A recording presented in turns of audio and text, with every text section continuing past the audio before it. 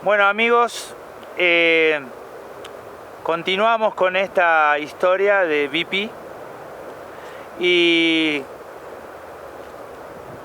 termina la Primera Guerra Mundial. Nos ubicamos históricamente allá por entre 1914 y 1918, es esta historia. Y da una respuesta nuevamente Baden-Powell a un hecho social frente a los jóvenes de aquel entonces, después posguerra, después de haber tenido muchos traumas acerca de lo que pudieron vivir como sociedad, ya sea que hayan ido a la guerra o no. Siempre una sociedad que vive situaciones de crueldad, de desprendimiento, quedan con un impacto emocional muy grande. Entonces ahí Baden-Powell decide trabajar por la paz, ¿sí? Y él mucho antes de esto ya había dado un paso de fe con respecto a algo que en aquel entonces era incomprensible. Años antes de empezar la Guerra Mundial y viendo toda esta gran necesidad, él se da cuenta, él tuvo la visión de darse cuenta que esa iba a ser su obra.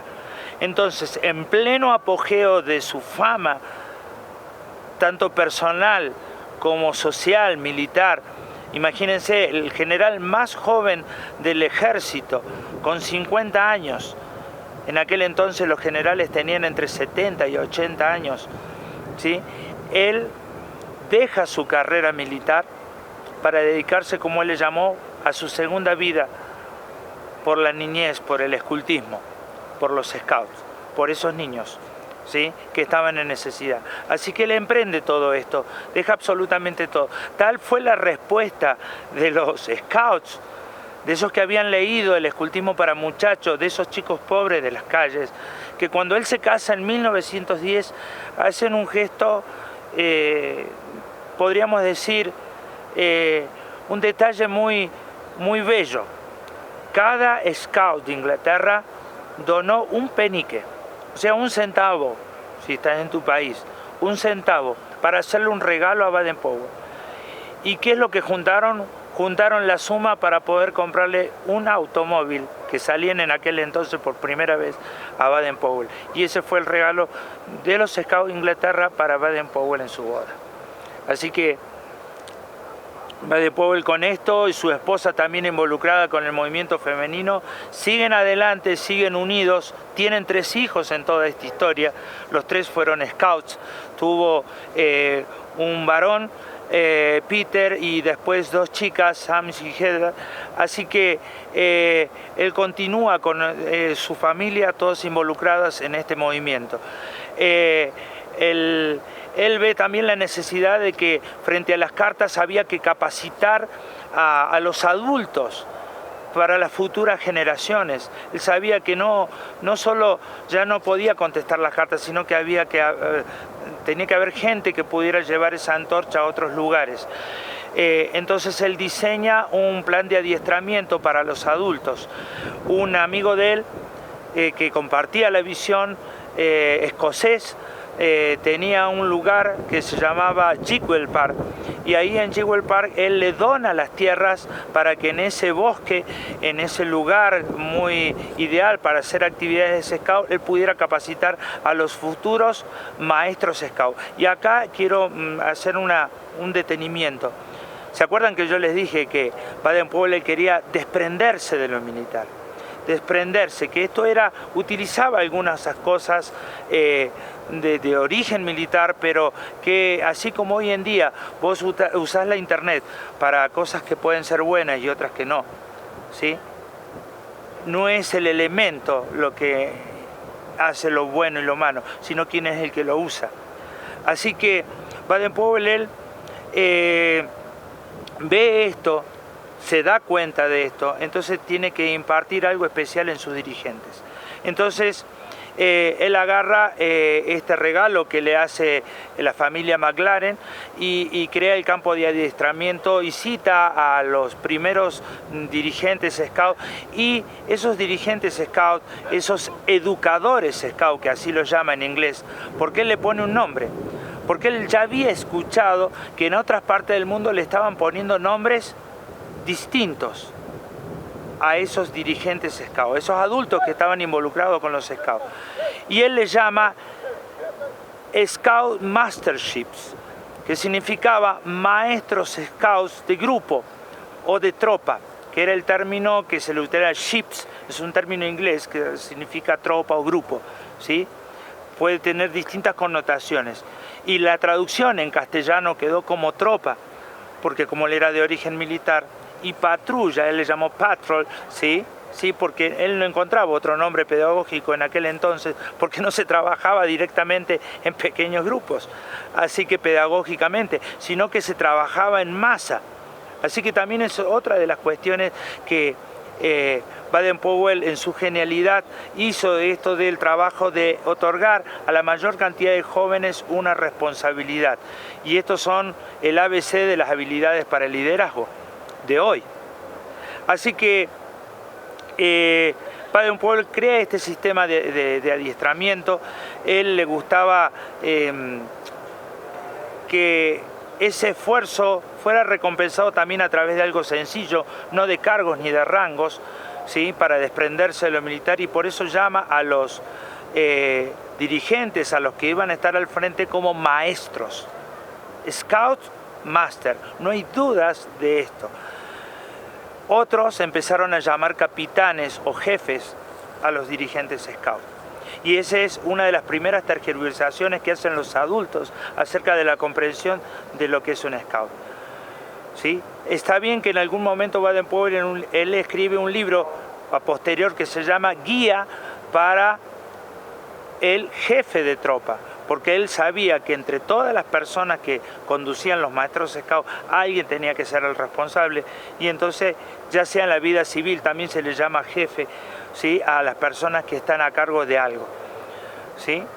Así que, haciendo esta locución, él cuida esos detalles y hace toda una introducción para que quede bien plasmado en esas capacitaciones que estamos trabajando con niños, con jóvenes que tienen necesidades, y da las primeras instrucciones en aquel entonces acerca de, no le encontró otro nombre que decirle muchachología, a esto de que hoy nosotros le llamamos psicología evolutiva, comprender cómo funciona la mente de un niño frente a distintas circunstancias, o de un joven.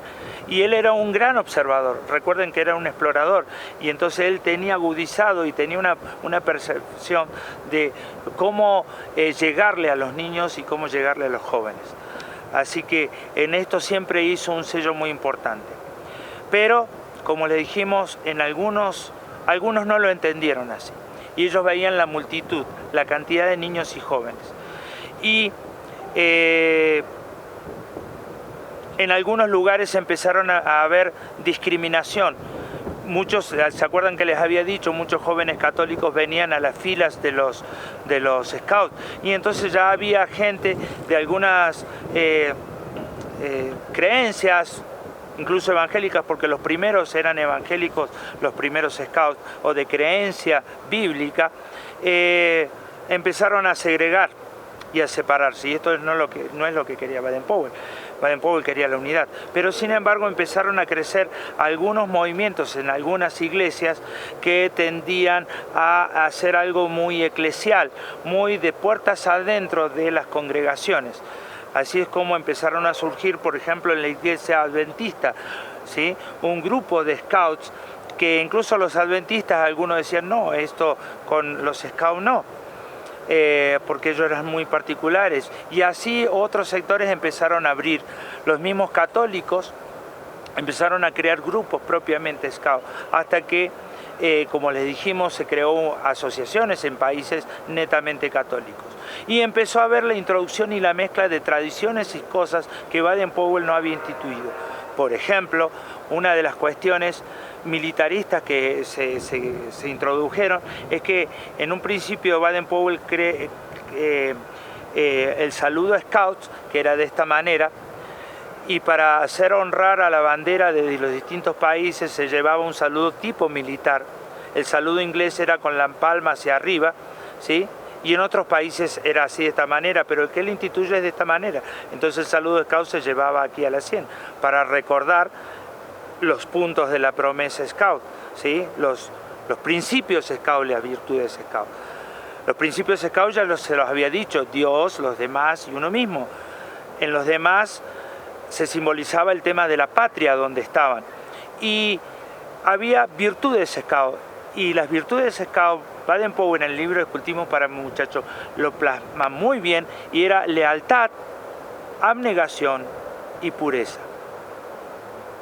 Y él plasma una ley que era una ley positiva. Generalmente en las iglesias estaba el tema de los mandamientos, no hagas esto, no hagas lo otro, etcétera, etcétera, etcétera. Sin embargo, él les marca una identidad de lo que tenían que hacer. Por lo tanto, en esa identidad, para hacerlos partícipes de esta nobleza que habíamos hablado, de esto sentirse parte de una lucha con el... Entonces decía que un scout tenía que ser leal. Un scout tenía que ser digno de toda confianza, un scout tiene que ser amigo y hermano de otro scout, un scout tiene que ser útil y prestar ayuda a quien la necesita, un scout tiene que ser cuidador de la naturaleza porque en ella está la obra de Dios, y así lo plasmaba. Y el último artículo de la ley scout, que tenía 10 puntos, porque lo comparaba con justamente la ley de Dios, decía, un scout tiene que ser limpio de cuerpo, pensamiento, palabra y obra. ¿Por qué? Porque lo que está adentro es lo que hay en el corazón.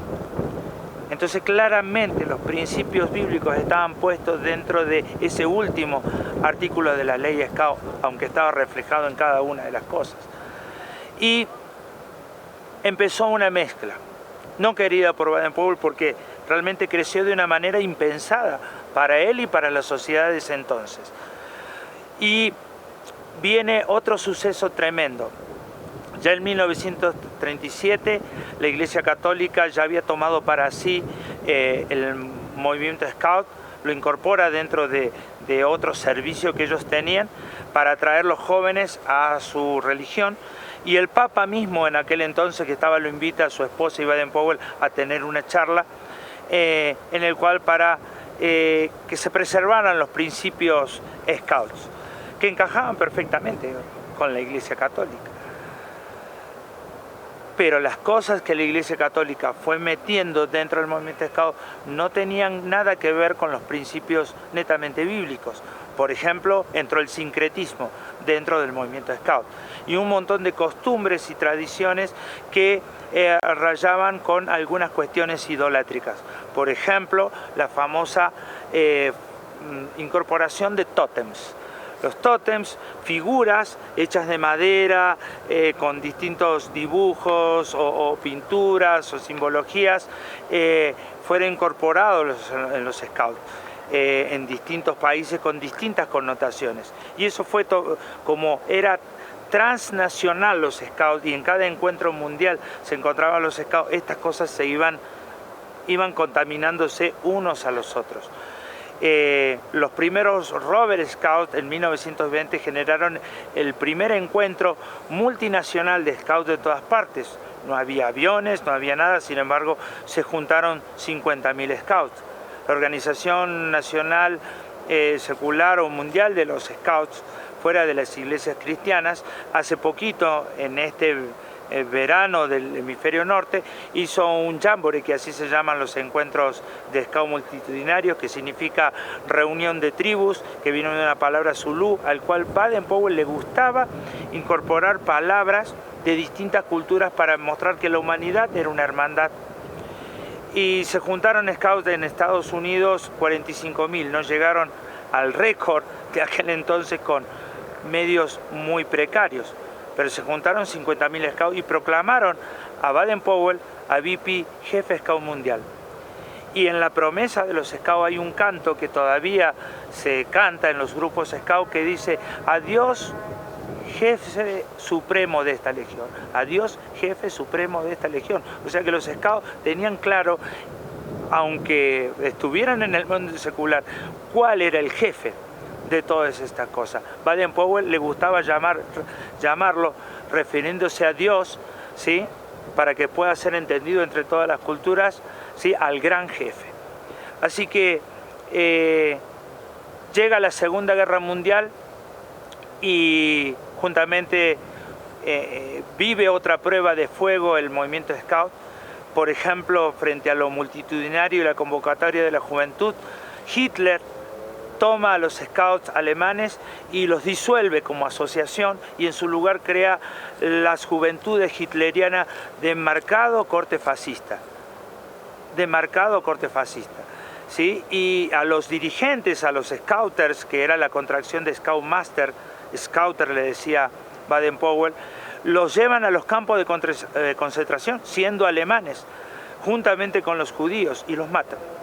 En Francia pasó lo mismo. En Italia Mussolini disolvió a los scouts italianos y los scouts italianos, como aquellos primeros cristianos, se tuvieron que esconder en las catacumbas romanas para escaparse de la persecución. Y tras la Segunda Guerra Mundial se juntaron otra vez los scouts y florecieron con mayor fuerza que nunca, porque hubo casos, y no fueron uno, sino no fueron varios, que como por ejemplo en una isla en Grecia, un soldado alemán tenía la orden de exterminar a todos los miembros de la isla, y cuando entró a una de las viviendas, resulta que va a justiciar a un griego que estaba ahí, y cuando se tira atrás el griego ve un cinto muy particular, con un emblema muy particular, y era una flor de lis. Ese griego había sido scout. Entonces el soldado este que había sido scout no lo mata y lo deja huir. Esto muestra que es mucho más fuerte lo que aprendieron cuando niños.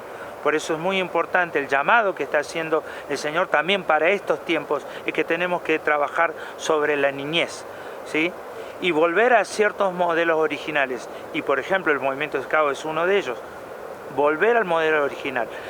Bueno, hermanos y amigos, estamos acá hablando de las cosas que se introdujeron, ¿sí? En el oportunismo de ciertos sectores, ¿sí? Que veían el tema de captar jóvenes de alguna manera. Y habíamos dicho que en Alemania Hitler había hecho un tanto con las juventudes hitlerianas, usando a los jóvenes para ser de espía en sus propias familias, a ver si hablaban en contra del régimen. Y esto fue muy triste porque las familias alemanas tuvieron que sufrir. Si un joven estaba en la juventud hitleriana, se tenían que cuidar papá, mamá y hermanos de no hablar en contra del régimen. Y eso fue. Mussolini hizo lo mismo. Y en vez de formar tal vez espías para su familia, Mussolini hizo algo tal vez más tremendo. Directamente formó pequeñas unidades militares de niños, porque les otorgó a los scouts italianos, que se empezaron a llamar valillas, porque portaban rifles, carabinas, como militares. Así que estas cosas aberrantes ocurrieron. El saludo scout era así, y en algunos lugares se empezó a transformar en esto, ¿sí? Un saludo totalmente militar. Estados Unidos lo introdujo también, porque como ellos fueron los que ganaron la guerra, hay muchas cosas de los scouts que también fueron cambiados. Hasta el uniforme que había ideado Baden-Powell fue cambiando también. En algunos lugares los grupos scout, en vez de llamarse grupos scout, se llamaban compañías, destacamentos, cosas similares, emparentándolo con lo militar. Y obviamente la sociedad veía esto y por supuesto tenía escepticismo acerca de qué son los scouts, ¿sí? Aquellos que habían sufrido todas estas cuestiones, tal vez el abuso de militares, etcétera, no veían con agrado esto, ¿sí?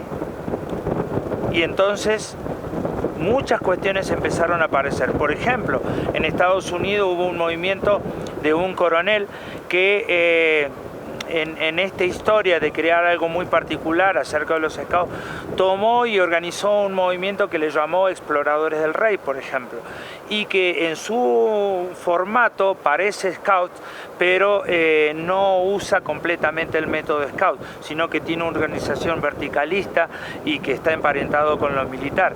En muchos lugares, como por ejemplo en la Argentina, a los Exploradores del Rey tienen rangos como tal vez podría ser algo como capitanes, o etcétera, etcétera. Así que esto dio que la sociedad se empezara a distanciar de los scouts, aunque el movimiento scout fue creciendo en algunos otros aspectos, como por ejemplo en métodos educativos, en forma de seguir atrapando a los niños, y fueron de referente para muchas instituciones educativas e incluso muchas instituciones organizacionales.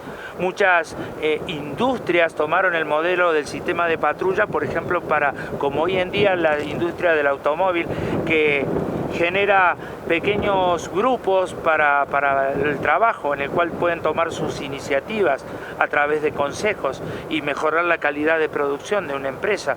O, por ejemplo, los profesorados de educación física o instituciones educativas que tomaron el modelo Scout para enseñar todo esto de campamentos y modelos educativos.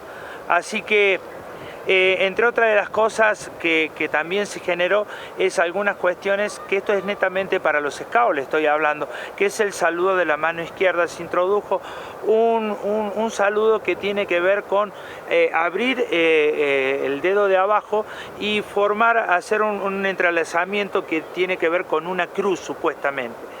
Ese tipo de saludo es masón y se introdujo en la Iglesia Católica, que quería conformar una cruz, y algunas asociaciones, como ya no saben de dónde salió esto, lo toman como que bueno, es un saludo internacional de los scouts, cuando el saludo de Baden-Powell era una mano izquierda a partir de una historia que él contó.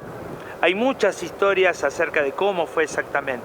La más aceptada es la siguiente, de toda esta cuestión de dónde salió la mano izquierda, pero sí está claro de que no era con ninguna alusión a tener un dedo abierto y formar algún tipo de simbología abajo, que eso es netamente masón. El tema está que Baden-Powell, en una de las encuentros con una tribu africana, un jefe de la tribu lo recibe, y a pesar de que era su enemigo, lo respetaban. Se acuerda que les había hablado que era Impesa, el lobo que nunca duerme, y lo recibe para un tratado de paz. En ese momento Baden-Powell le quiere estrechar la mano derecha, al cual el jefe de la tribu se niega, expresándole que en la mano derecha tenía su bastón de mando y no podía soltarlo, y tenía un escudo grande que le cubría todo el cuerpo, en el cual le cubría especialmente el lado franco débil, que era el corazón. Entonces este jefe le dice: yo voy a soltar este escudo y voy a ofrecerte mi lado débil, voy a descubrir mi corazón. Entonces yo te ofrezco la mano izquierda, que en mi pueblo eso es el más valiente entre los valientes. ¿Qué le estaba diciendo? Que le estaba ofreciendo franqueza, que le estaba ofreciendo transparencia. Y entonces Baden-Powell recordó esto, y en el libro Escultismo para Muchachos lo plasma, ¿sí?, de que el saludo de los scouts debía ser el saludo con la mano izquierda, diciendo: yo te estoy siendo honesto cuando te estoy saludando. Así que ese es el saludo de la hermandad de los scouts. Y se le llama hermandad porque a partir del Jamboree Mundial se dieron cuenta de que ya esto era un movimiento en el cual teníamos los mismos principios, las mismas leyes, y cuando nos encontramos nos reconocemos porque tenemos esta misma promesa y ley. Ahora quiero decirte que los años pasaron y cada vez el sincretismo fue entrando en las distintas asociaciones Scout. Hoy en la actualidad hay cientos y cientos de Scouts, de millones de Scouts en el mundo.